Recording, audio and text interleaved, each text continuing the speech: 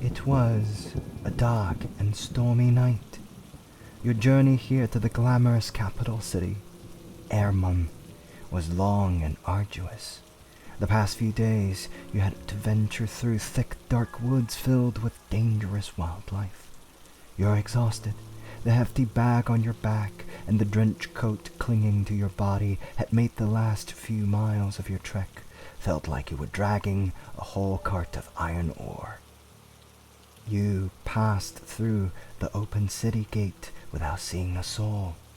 But in the next instant, in the darkened street lit only by the moon and your lantern, you found yourself surrounded by monsters, ghosts, ghouls, and zombies traveling in packs. You panicked, fear filling your heart. You darted away into an alley, running with all the strength and might you have left in your fatigued legs. And then you saw a dim orange-red light coming from a window amidst this mucky alley.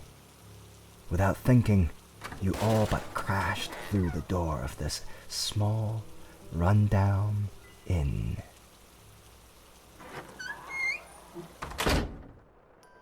Oh dear. Are you all right? Here, let me help you up, you poor thing. You're soaking wet, dear traveler. Come, go sit and rest by the fireside. Warm up a little and let me get you some dry clothes and cloth.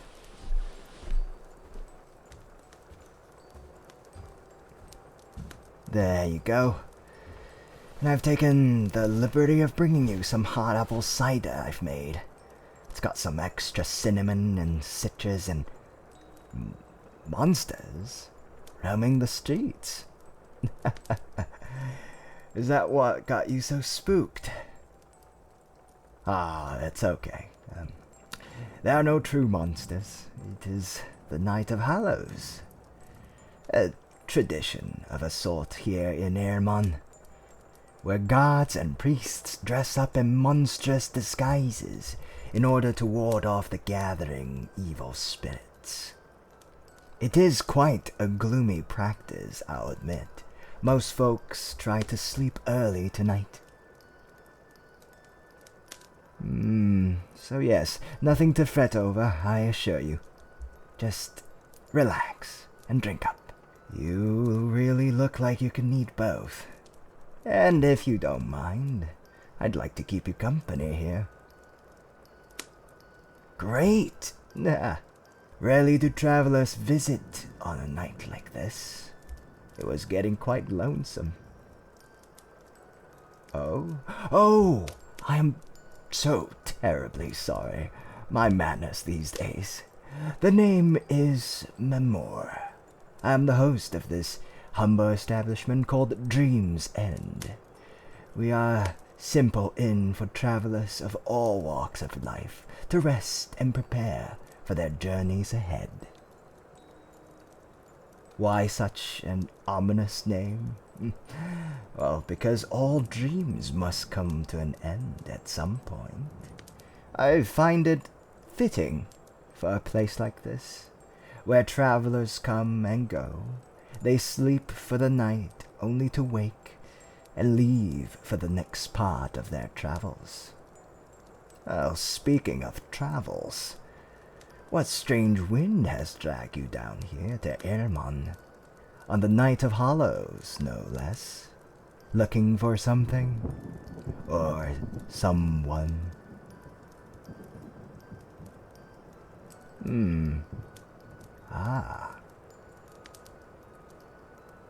Well, I wish you best of luck on your quest, traveler.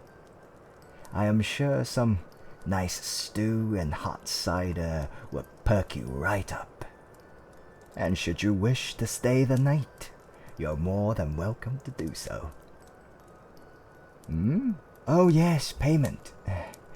Well, the normal cost of a night's stay is 2 silver pieces. However, as 'tis was the queer whims of fate that had landed you here with me, dear traveler, your payment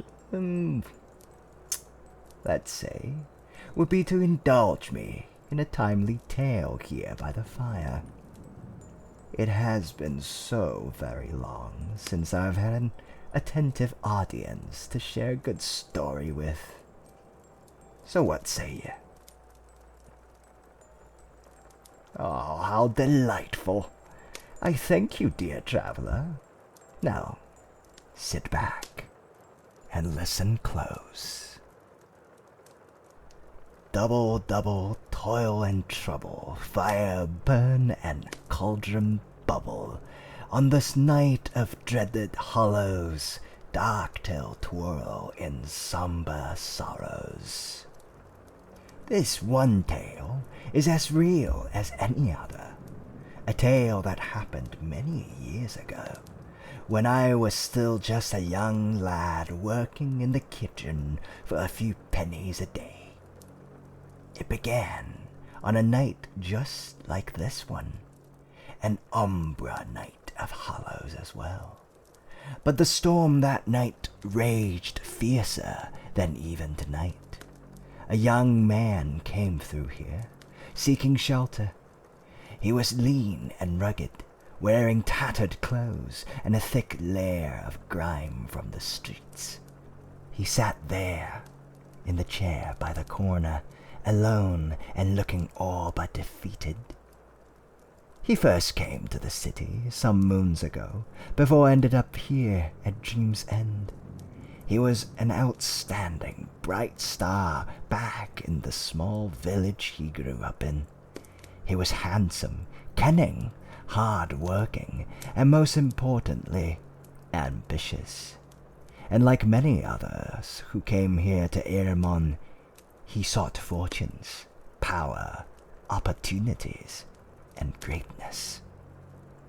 Amongst the sea of young men chasing their dreams of glory here, he was nothing special. While fortunes favor few here, soon enough the trading business that he had spent all his gold on failed miserably. Trying not to starve, he wound up running with some bad folk, and ended up owing many vicious people a lot of money. On that Night of Hallows, he was beaten badly, tossed away to the filthy alleyways. Bruised and down on his luck, the young man came across here, and we took him in for the night, for we are not heartless folks. He was given food, hard cider like the ones in your hand, and lodging for the night. He talked to no one, wallowing in his own misery and grim thoughts. He had given up on a life in his hometown in hope of something grander. He abandoned his humble parentage, and now he had lost it all and more due to his arrogance. And he was too prideful to return home for help, yet too cowardly to simply end it all. As his dark thoughts toiled, a faint memory of home came to him, of his mother praying to the blinking stars of heavens whenever life seemed bleak and hopeless. His mother used to tell him, "Son, the bright stars are the weavers of destiny. They are willful spirits, yes, but pray to them with a gentle heart. They shall listen." In his desperation, the young man found himself standing by the window, peering out into the darkened sky and the storm, ready to pray to the stars. "O mighty stars up high, heed my one last cry," he began, begging for deliverance from his plight. Yet his heart was full of greed and jealous, so he could not help himself but ask for more. He begged also for wealth and power to come to him, vowing that he'll erect great temples to worship the stars should such boon be granted to him. swearing also that he'd change his selfish ways, that he'd use that wealth and power to lift his old family from the meager life they led. Oh, but the young man knew not of the Night of Hallows, and was ignorant of our ways. His prayer were made to the stars, yes. The stars, however, were hidden behind the mucky, murky clouds, and every citizen of Errmon knew dark spirits lurked within them. One such devious spirit of the storm cloud caught his fraught plea and were eager to take advantage of it.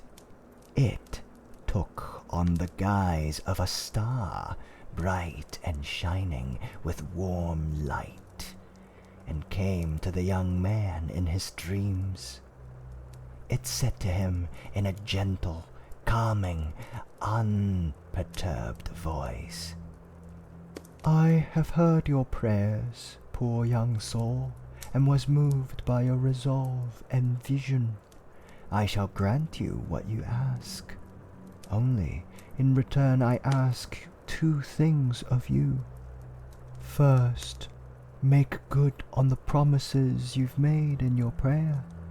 And second, for too long I have lived as a star and labored as the weaver of dreams and destinies. I now wish to see the lives on this earth.